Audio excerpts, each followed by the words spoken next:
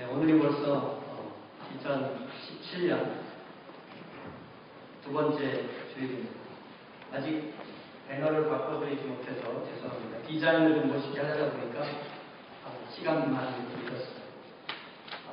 우리 교회 금년표는 뭐죠? 주보에 보면 주보 첫 페이지만 나오는데 우리 교회 금년표는 먼저 그의 나라와 그의 의를 먼저 하나님의 왕국과 하나님의 의가 이 땅에 이루어지기를 원하는 것, 그렇게 기도하는 것, 그렇게 사는 것이 우리의 평생의 할 일이지만 금년에 더욱더 그것에 집중하자는 의미로 이 말씀을 우리의 표어로 삼습니다. 그러기 위해서 우리가 일거수일투족, 우리 하는 모든 것이 하나님의 왕국에 이렇게 수렴되는 것, 하나님의 왕국을 위해 사는 것을 들었을 때 우리의 삶에 떨어지는 것이 없이 다 그것에 따라 붙는가라는 것을 돌아보아야겠습니다. 우리의 기도하는 것, 우리의 매일의 일상 삶이 하나님의 왕국과 연결될 수 있기를 바랍니다. 예수님을 따르는 제자로 부름을 받았죠. 그리고 우리가 예수님을 섬기며 사는 그런 주의 자녀들로서 우리에게 가장 중요한 것은 무엇일까요? 우리의 믿음 생활에 있어서 우리가 가장 중요하게 가치를 둬야 할 것이 무엇일까요? 그것은 한 개인으로서나 아니면 또 그 신자의 우리 개인으로서의 신자나 또 그 신자들의 모임인 우리 교회에 있어서 가장 중요한 것은 무엇일까요? 그것은 바로 사랑입니다. 참 너무너무 단순한 이야기고 간단한 이야기 같지만 가장 심각한 이야기가 바로 이 사랑입니다. 우리가 위로 하나님을 믿음으로 하나님과 연결되어 있다면 우리를 옆에 있는 사람과 연결하여 주는 것은 바로 사랑으로 연결되어 있습니다. 그리고 믿음이라는 개념과 사랑이라는 개념은 서로 분리될 수 있는 개념이지만 믿음과 사랑은 사실은 동전의 양면처럼 하나로 붙어 있습니다. 금년포 먼저 그의 나라와 그의 의를 구하라. 작년표 모든 것을 하나님의 영광을 위하여 하라. 재작년표 기억이 안 나시겠지만 제가 기억나도록 해드리겠습니다. 갈라디아서 5장 6절을 바탕으로 사랑을 통하여 일하는 믿음인데 우리가 갖는 그 믿음이 믿음 자체를 표현할 때는 사랑으로 표현되어지는 그 믿음만 진짜 믿음이다. 이게 사도 바울이 하고 싶었던 말인 거죠. 갈라디아 교회에서 할례를 받아야 되냐 안 받아야 되냐 얼마나 많은 이단들이 들어와서 괴롭혔는지 이 사도 바울이 아주 급하게 쓴 편지가 갈라디아서인데 거기에서 이야기를 한 다음에 예수님 안에서는 할례나 무할례나 중요한 게 아니야. 정말 중요한 것은 사랑으로서 그 자체를 드러내는 믿음이야. 이렇게 말씀하셨죠. 우리는 믿음 따로 사랑 따로 강조하기가 쉽습니다. 그러나 믿음 없는 사랑이 아무것도 아니듯이 사랑 없는 믿음도 아무것도 아닙니다. 물론 사랑이 있으면 이제 믿음만 있으면 되고 믿음이 있으면 이제 사랑만 있으면 됩니다. 그러나 사랑을 만들어낼 수 없는 믿음이라면 그 믿음은 실제적인 것도 아니고 살아있는 것도 아니고 진정한 것도 아니고 그 믿음이 우리를 구원할 수 없는 믿음이 되는 것입니다. 진정한 믿음이라는 것은 이미 그 사람이 가지고 있는 믿음 안에 사랑이라는 씨앗이 심겨져 있어서 그 사랑이라는 씨앗이 싹이 나고 또 자라고 또 잎을 내고 또 꽃을 내고 열매를 맺는 그 믿음이 살아있는 믿음이라는 것입니다. 우리가 작년 내내 고린도전서 말씀을 1장부터 12장까지 마쳤는데 금년에 다시 13장부터 보면서 특별히 왜 사도 바울이 고린도 교회에 여러 가지 그 문제가 많은 곳에 이 13장의 이 핵심에 사랑이라는 말씀을 하셨을까? 모든 것의 핵심은 사랑이고 모든 것을 치유하는 것이 사랑이고 우리 모든 신앙생활의 목표가 바로 사랑이라는 것을 알려주기 위해서 고린도전서 13장 이 사랑에 관한 말씀을 하십니다. 우리가 이 고린도전서 13장 1절을 좀 보여주시고요. 이 고린도전서 13장을 보면은 너무너무 많이 들었던 그 말씀이죠. 얼마나 이 본문에 대해서 여러분들이 많이 묵상도 하셨겠고 또 설교도 많이 들어보셨고 또 고민도 많이 하셨을까라고 생각합니다. 사도 바울은 먼저 이 1절, 2절, 3절에서 사랑과 그 다른 것을 이렇게 대조를 해주는데요. 먼저 1절에서 언어의 능력 또 내지는 외국어 능력을 이제 비교를 합니다. 사람이 그때도 오늘날처럼 이렇게 국제 사회였고 여러 가지 문화가 섞이는 사이였기 때문에 이 말을 잘하는 것, 특별히 외국어를 말하고 듣고 또 이해할 수 있는 능력이 상당히 중요했습니다. 특별히 그리스, 이 사도 바울이 태어나서 자란 그 사회는 로마 제국의 사회였지만 또 그레코 로만이라는 그 문화, 역사, 그 전통에 있던 사회이고 이 그리스 사람들이 발전시킨 학문 중에 하나가 바로 수사학, 외도리계라고 말하는 그 수사학이라는 학문이 있어요. 수사학 그러니까 굉장히 어려운 말처럼 들리지만 사실 수사학이라는 것은 말을 잘하도록 공부하고 글을 잘 쓰도록 훈련시키는 학문을 수사학이라고 합니다. 그렇기 때문에 이 자기 나름대로의 수사학이 없는 사람은 아무도 없어요. 누구나 글을 쓰긴 쓰고 누구나 말을 하긴 하는데 어떤 사람의 글이나 말은 더 다른 사람에게 잘 와닿고 어떤 사람의 글이나 말은 한두 줄 읽다 보면은 읽기 싫어지는 그래서 다른 사람에게 자기의 뜻을 잘 전달하도록 하는 그 공부를 그 학문을 수사학이라고 합니다. 그런데 이게 참 그런 것이 이게 좀 말 잘하는 것도 타고나는 사람들이 있는 것 같아요. 그렇죠? 타고날 때부터 하나님이 주신 그 천부적인 재능으로 어릴 때부터 말을 잘하는 사람으로 태어나는 사람도 있습니다. 어떤 사람은 말을 잘하는 사람이 아니었는데 아주 공부를 잘 배우고 또 훈련을 잘 받고 그래서 또 말 잘하는 것을 이런 배운 사람도 있을 것입니다. 사도 바울은 어땠을까요? 사도 바울은 사실은 말을 잘했죠. 그리스의 모든 수사학을 통달하고 또 하나님의 말씀인 율법을 통달해서 아주 글도 잘 썼는데 사도 바울이 그렇게 말을 잘하고 글을 잘 썼는데도 사도 바울보다 말을 더 잘하는 사람이 있었어요.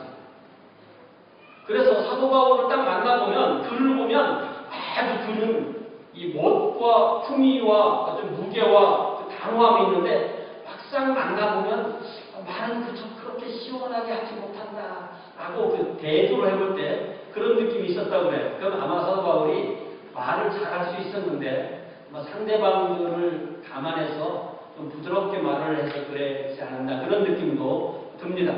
예를 들면 사도 바울이 고린도에서 교회를 개척하고 이제 그 자리에 떠났을 때 그 후에 오신 목사님이 그 유명한 아볼로라고 말하는 아폴로스인데 이분은 정말 교회 역사에서 둘째가라면 서러울 정도로 말을 잘하는 아주 천부적인 재능과 그 후에 그 교육이 합해져서 당대 최고의 멋진 수사학을 구사할 수 있던 목사님이 바로 아볼로 목사님이었습니다. 그래서 1절에 보니까 내가 사람의 방언과 천사의 말을 한다 이렇게 했을 때 이 사람의 방언을 사람의 언어를 할 수 있는 사람은 자기란다면 아마 아볼로는 얼마나 그 말이 황홀하냐면 그의 말을 듣다 보면 천사가 와서 말하는 것 같이 느껴질 거야. 이렇게 사람의 방언과 보통 사람의 수준을 뛰어넘은 아주 대단한 사람의 예를 들을 때 천사의 방언 이렇게 표현하는 것입니다.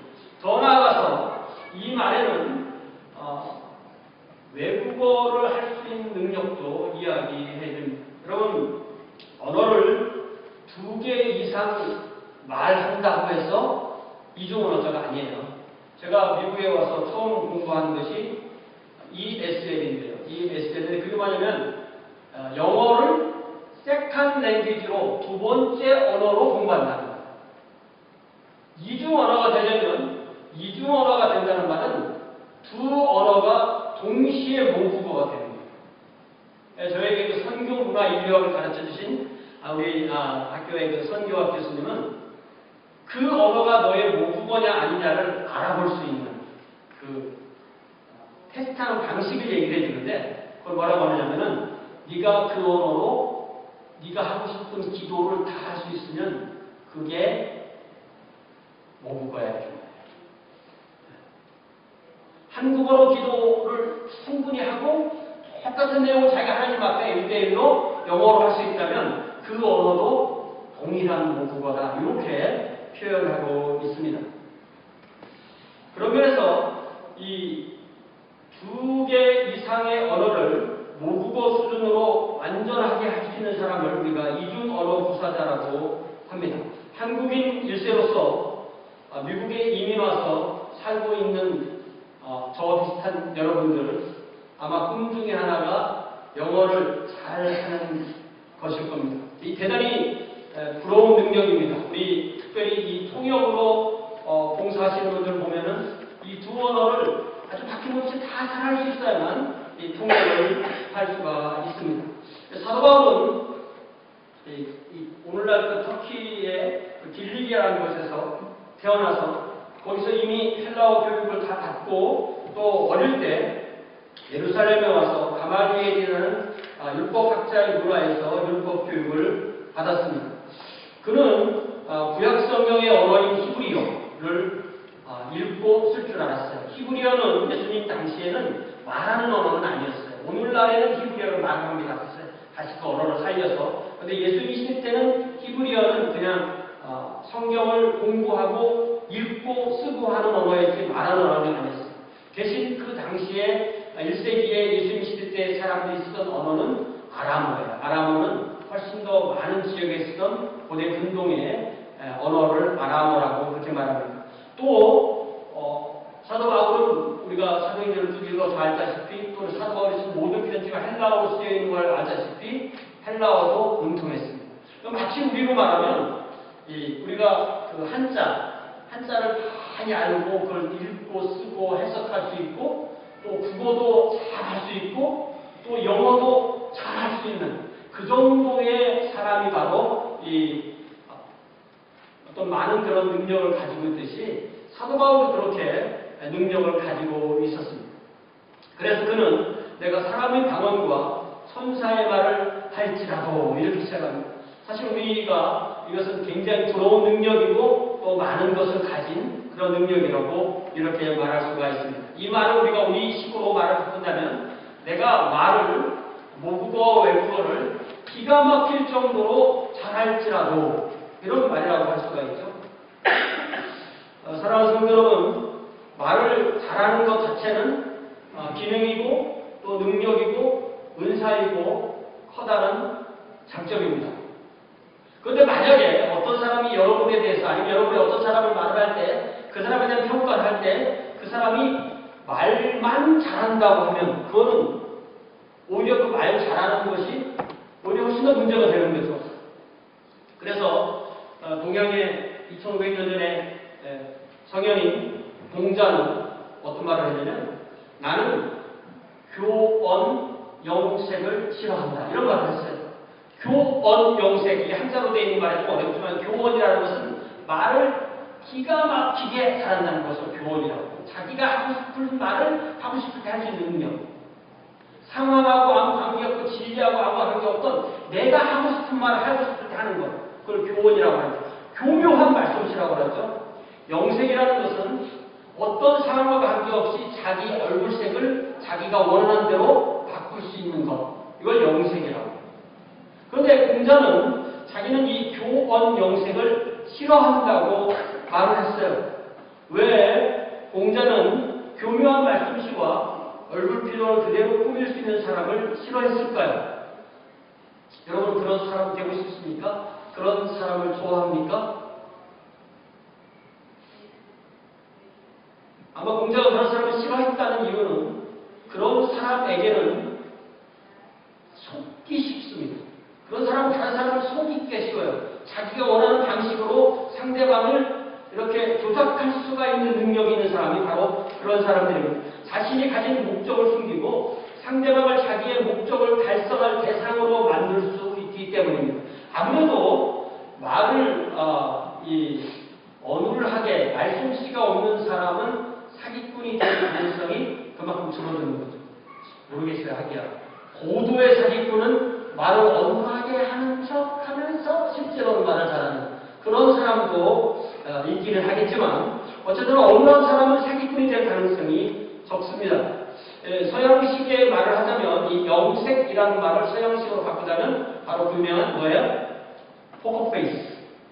이 포커페이스라는 말은 뭐냐면 우리가 카드를 할 때 한국식으로 말하면 파스를 칠 때 내가 좋은 패가 들어왔다고 너무 기뻐하면은 상대방이 다 알아서 다 좋기 때문에 내가 딸 수가 없고 내가 나쁜 패가 들어왔다고 너무너무 싫어하면은 또 나도 딸 수 없고 그런데 이 포커페이스가 되는 사람은 좋은 게 들어와도 저 사람이 뭘 들었는지 모르고 나쁜 게 들어와도 저 사람이 뭘 들었는지 모르는 그렇게 자기 얼굴 표정을 잘 가르칠 수 있는 사람 그러니까 그 얼굴과 그 마음 사이가 천리만리 떨어져 있는 사람은 이 포커페이스가 되는 사람입니다. 근데 얼굴과 이 마음이 1cm 정도로 가벼운 사람은 금방 그 속에 무엇이 있는지가 다 드러나게 되는 거죠.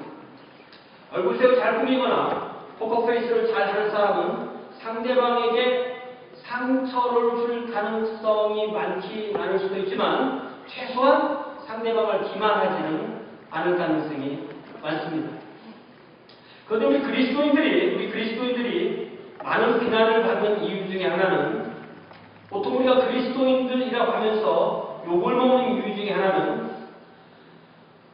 예수 믿는 사람들은 말은 잘하는데 사랑은 안 해. 이런 말을 듣는다는 거죠. 그런 사람은 사도 바울의 표현으로 빌리자면 소리나는 구리와 울리는 꽹과리가 되는 것입니다. 모국어이든 외국어이든 언어를 잘하지만 그 인격으로부터 그 언어 안에 사랑이 담겨오지 않는다면 그의 아름다운 소리는 아주 듣기 싫은 소음에 불과하게 된다는 것입니다. 그러니까 원칙은 말을 하느냐 하지 않느냐가 아니고 그 표현된 것이 사랑으로부터 우러나오는 것이냐가 가장 중요한 것입니다. 사랑으로 하는 것은 일시 오해가 있고 또 부작용이 있을 수 있지만 장기적으로 보면 그 진정한 마음이 통하게 되어 있습니다. 속에 진정한 사랑이 있고 그 사랑이 표현되는 그 사랑은 반드시 일하게 되어 있습니다. 속에 진정한 사랑이 있다는 것만으로는 충분하지 않습니다. 그 사랑은 또한 우리의 말로, 우리의 감정으로, 우리의 행동으로, 우리의 삶으로 표현되어야 합니다. 제가 작년 말, 금년 이렇게 들면서 많이 고민했던 것이 그런 거예요. 내 마음은 안 그런데 상대방은 내 마음을 몰라. 왜 모를까요? 표현 안 했으니까. 내가 표현을 했는데 왜 모를까요?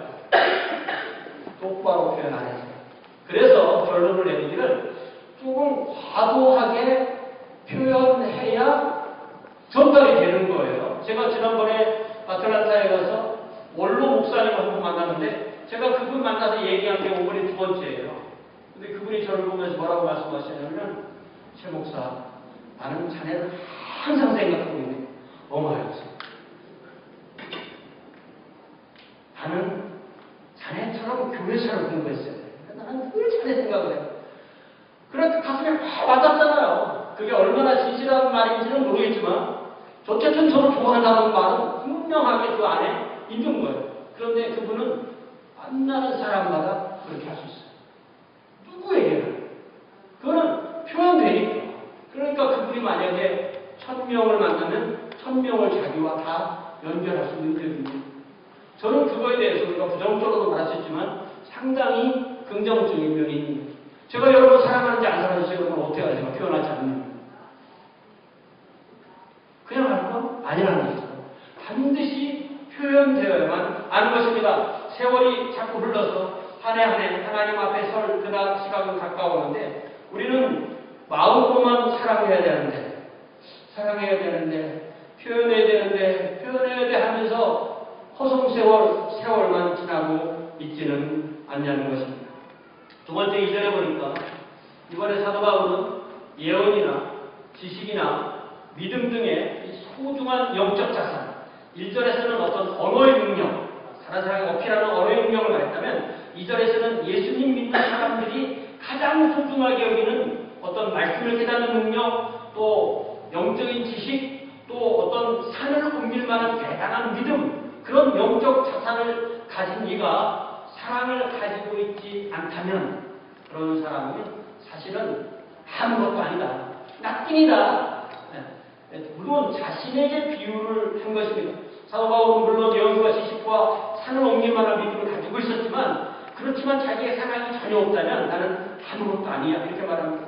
그리스도인이 말씀을 잘 알고 말씀을 잘 가르치고 그 말씀에 근거한 교리와 영적 세계에 대한 비밀을 잘 아는 것은 무척 중요합니다. 그러나 그것을 지식적으로 알고 있다는 그 자체가 그 사람의 인격을 사랑의 인격으로 바꿔준다는 근거는 없다는 것입니다. 사실 우리가 예수님을 믿은 이후로 배운 거의 모든 것이 이 2절 아래에 있는 말로 다 표현됩니다. 예언의 능력, 말씀을 잘 깨닫고 사람을 하나님의 뜻대로 이끌어주는 능력이죠. 또 하나님의 말씀에 계시된 모든 것을 다 이해하는 비밀의 능력, 그래서 어떤 모든 계시된 지식을 다 알고 더 나아가서 산을 옮길 만한 믿음을 가지고 있는 것, 이거 정말 부러운 것입니다. 말씀과 교리를 정말 많이 알고 정확하게 알고 그것을 다시 말로 표현할 수 있고 다른 사람을 가르칠 수 있고 또 성경의 능력으로 다른 사람을 변화시킬 수 있는 이런 능력이 있다는 건 정말 대단한 것입니다. 거기다가 산을 옮길 만한 믿음, 이것은 단지 예수님을 구주하시고 믿었다는 믿음의 초보가 아니라 어떤 특별한 의사로서 정말 세상과 싸워 이길 만한 그런 믿음을 가진 그런 형태를 말합니다.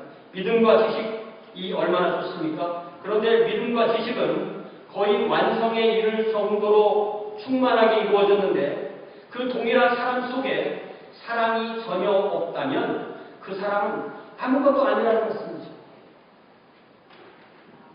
그러니 저처럼 이렇게 매주일 여러분 앞에 서서 말씀을 설교해야 되는 사람은 이런 말씀 들으면 더 많이 좀 가슴이 찔리게 됩니다. 엄중한 경고의 말씀으로 나오죠.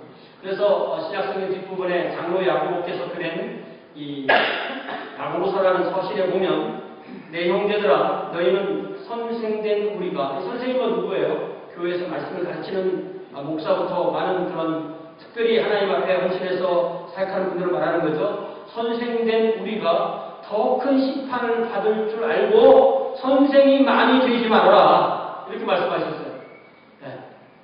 참 요즘 목사로 헌신하는 사람이 참 적어지는 시대인데 목사와 교사로서 하나님의 말씀을 가르치는 것은 커다란 특권이 있고 그렇게 부름을 받고 그렇게 일할 수 있다는 것은 좀 엄청난 감사한 일임에도 동시에 커다란 부담이 되는 것도 사실입니다.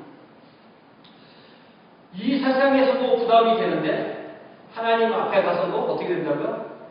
심판을 더 많이 받는다. 분명히 부담되는 것입니다.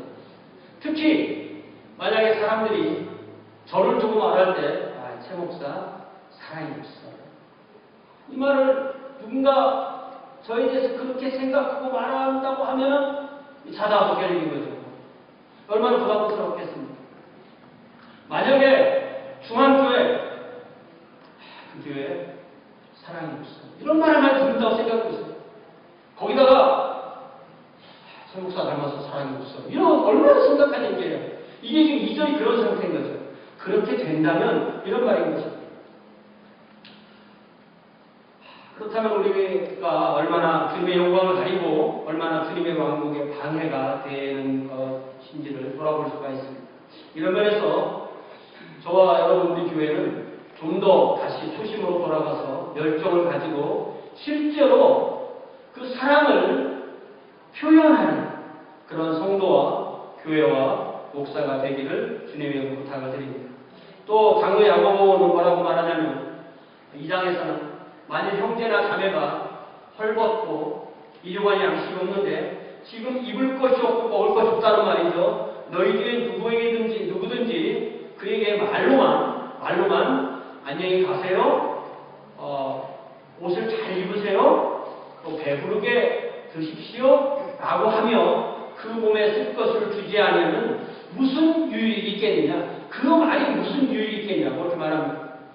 야고보는 이러한 예를 들면서 행함이 없는 믿음은 죽은 것이라고 선언합니다. 물론 따스한 말 한마디가 커다란 힘과 격려가 되는 경우도 많고 그 말로 인하여서 큰 사랑이 표현되기도 합니다. 그러나 어떤 경우에는 그 말로만 끝나는 것이 아니라 실제로 그 한마디의 말이 아니라 실제적인 행동이 필요할 때가 있다는 것입니다. 실제적으로 필요한 것은 말로만 끝나는 것이 아니라 사랑의 행동이라면 오히려 말로만 끝나는 것은 오히려 차라리 안 하면 좋은데 그 말 때문에 상처가 될 수 있다는 거죠. 이게 뭐예요? 이게 지혜도 지혜. 지금 내가 말을 해야 될 때인지 안 해야 될 때인지, 말을 해야 될 때인지, 전화를 해야 될 때인지, 카톡을 해야 될 때인지, 안 해야 될 때인지, 찾아가야 될 때인지, 안 찾아가야 될 때인지. 이게 뭐예요? 지혜지. 지혜가 필요합니다. 어떤 때는 말로 따스한 사랑을 표현해야 되고, 어떤 때는 말하는 것을 잠시 멈추고 하나님께 기도해야 될 때가 있습니다. 언제가 무엇을 해야 할 때인지를 알아차리는 그런 지혜가 있을 때 우리의 사랑이 또한 빛나게 되는 것입니다.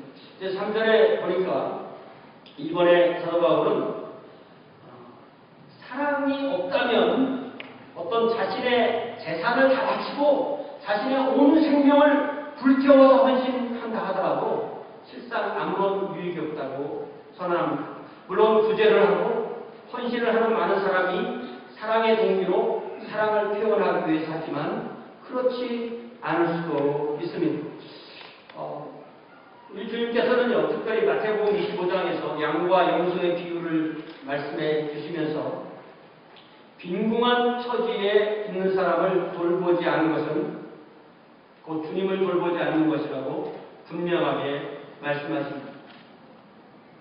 주님께서는 염소로 구분된 사람들에게 뭐라고 말씀하시냐면, 내가 죽일 때 너희가 먹을 것을 주지 않았고, 내가 목마를 때 너희가 마시게 하지 않았고, 내가 나그네 되었을 때 영접하지 아니했고, 내가 헐벗었을 때 옷 입히지 아니하였고, 내가 병들었을 때, 내가 옥에 갇혔을 때 너희가 찾아오지 않았다. 주님이 언제 그랬나요? 저희들은 주님이 그런 것을 볼 수가 없었습니다라고 말을 하지만 우리 주님께서는 너희 앞에 내가 보내준 지극히 작은 사람 그 한 사람이 바로 나다 이렇게 말씀하셨습니다. 주님의 제자로 부름을 받고 주님을 섬기고 함께 교회에서 모여서 성도들끼리 우리가 사랑하면서 찬송하면서 서로 용량을 살지만 우리에게 하나님께서 보내주신 지극히 작은 사람 하나를 우리가 주님이라고 생각하면서 그를 우리의 필요를 채워주지 않는다면 우리는 주님 앞에 갈 때 이 엄중한 꾸짖음을 피할 방법이 없을 것입니다. 주님의 몸이며 지체인 우리가 주님과 동일시되는 빈궁한 처지에 있는 사람들을 돌보는 것, 이것이 바로 우리의 사랑을 표현하는 것입니다. 그렇기 때문에 이 구제든 헌신이든 반드시 그 배경으로는 사랑이 있어야 하는 것입니다. 다른 사람이 어떠한 동기로 구제와 헌신을 하고 얼마나 많은 액수와 비율로 그것을 하는가에 대해서 우리는 때로는 관심을 갖고 때로는 비판도 하고 때로는 평가도 합니다. 중요한 것은 저와 여러분과 우리 교회가 실제로 구제를 하고 실제 하나님 앞에서 받아들여지는 헌신을 하느냐는 것입니다. 먼저 우리 교회 안에서 그리고 우리 교회에게 기회가 주어지는 대로 우리 교회의 테두리를 벗어나서 사랑에 근거한 구제와 우리 몸이 직접 움직이는 헌신을 하지 않는다면 우리는 주님의 지체로서의 그런 사랑을 하는 교회가 아닌 것입니다. 그런 교회는 결국 병든 교회이고 역기능의 교회일 수밖에 없습니다. 사도 바울은 고린도 교회가 그런 교회에 머물러 있음을 알기 때문에 이 말씀을 통해서 경고하면서 또 오늘 이 말씀을 그런 우리 교회에도 우리 주님께서 이 말씀을 통해서 경고해 주는 말씀이라고 그렇게 믿습니다. 다시 한번 우리 교회의 금년 표어는 그런즉 너희는 먼저 그의 나라와 그의 일을 구하라. 그리하면 이 모든 것을 너희에게 더하시리라. 마태복음 6장 33절. 하나님의 왕국과 하나님의 의가 이루어지기를 추구하는 가장 중요한 길은 무엇입니까? 우리가 이 말씀이 우리에게 필요하면 그것을 이루어야 될 텐데, 그것을 위해서 기도하고 분투해야 될 텐데, 그것은 바로 우리 안에 계신 성령님을 통하여서 성령님이 맺어주신 사랑의 열매인 사랑이 드러나게 하는 것입니다. 아무리 말을 잘해도, 아무리 지식이 많아도, 아무리 많이 베풀어도 그것이 성령님이 주시는 사랑에 의한 것이 아니라면 그것은 결국 하나님 앞에 아무것도 아니고 아무 이유도 없고 오히려 문제를 일으키는 것이 되고 자기 공로에 그치고 말 것입니다. 그러므로 우리 주님께서는 오른손이 하는 것을 왼손이 모르게 하라는 그런 말씀을 해주셨습니다. 그런 사랑은 어떤 사랑일까요? 성령님께서 우리를 통해서 하시는 것입니다. 이런 사랑을 행하는 분들은 스스로 나팔을 불어서 스스로 자랑하지 않습니다. 자기가 자랑하지 않아도 다른 사람이 이미 알고 그 사람을 존경하고 그 사람을 칭찬합니다. 그럴 때에도 이런 사람들은 그 칭찬에 넘어가지 않고 주님께만 영광을 돌리게 됩니다. 칭찬을 듣고도 교만에 빠지지 않습니다. 왜냐하면 이런 믿음을 가진 사람들은 나의 인격과 나의 가진 것과 내게 주어진 모든 것이 하나님의 것인 것을 알기 때문에 하나님께서 나에게 맡겨주시는 하나님 뜻대로 썼다는 것이기 때문에 그 모든 것이 성령께서 하셨습니다. 하나님께서 하셨습니다. 성령께서 내 속에서 역사하시고 모든 것의 소유주는 하나님 아버지시고 주님만이 주님이시기 때문에 나는 소유주가 아니기 때문에 주님 뜻대로 기도하면서 사용할 뿐입니다라고 그렇게 고백할 수가 있는 것입니다. 뭐 대단한 기분을 해서가 아니라 아주 작은 것부터 우리는 그것이 주님께로부터 나온 것이 아니라면 우리는 결국 아무것도 아닌 일을 할 수가 있게 됩니다. 말씀 마치겠습니다. 한술밥에 배부를 수도 없고 천리길도 한 걸음부터 시작되어야 합니다. 하나님의 왕국과 그 의의 의를 구현하기 위해서 살기로 결단하고 다짐하는 저와 여러분은 우리 주변에 가까운 곳에 주님이 보여주시는 그 사람에게 우리가 할 수 있는 것을 하나라도 함으로 사랑을 표현하는 그러한 주님의 자녀들이 될 수 있기를 주님의 이름으로 축복합니다. 누구에게 전화를 좀 걸어줄 필요도 있을 수 있습니다. 누구를 방문할 필요도 있을 수 있습니다. 필요한 어떤 것을 전달해 줄 수도 있습니다. 이 한 주간에 그렇게 실제적으로 주님의 이름으로 또한 우리의 교회 안과 우리의 교회 밖에서 사랑이 저와 여러분을 통하여서 흐를 수 있는 그런 한 주가 될 수 있기를 주님의 이름으로 축원합니다. 함께 기도하겠습니다. 사랑의 아버지 하나님, 고린도전서 13장 말씀을 돌아보면서 정말 우리가 가장 중요한 사랑을 놓치고 살고는 있지 않는지, 주님의 이름으로 모여 살지만 오히려 주님의 이름을 부끄럽게 만들지는 않았는지 저희를 돌아보게 하여 주옵소서. 주님이 한 해 동안에 우리 교회가 하나님의 왕국의 대행기관이 되기 위해서 우리가 좀 더 본질에 집중하게 하시고 주님의 그 성품을 담는 귀한 교회가 될 수 있도록 옥내를 주옵소서. 다음 주에 다시 만날 때까지 우리에게 우리의 삶 가운데 주님의 사랑을 기다릴 수 있는 귀한 주의 자녀들로 인도하여 주시옵소서. 예수님의 이름으로 기도하옵나이다.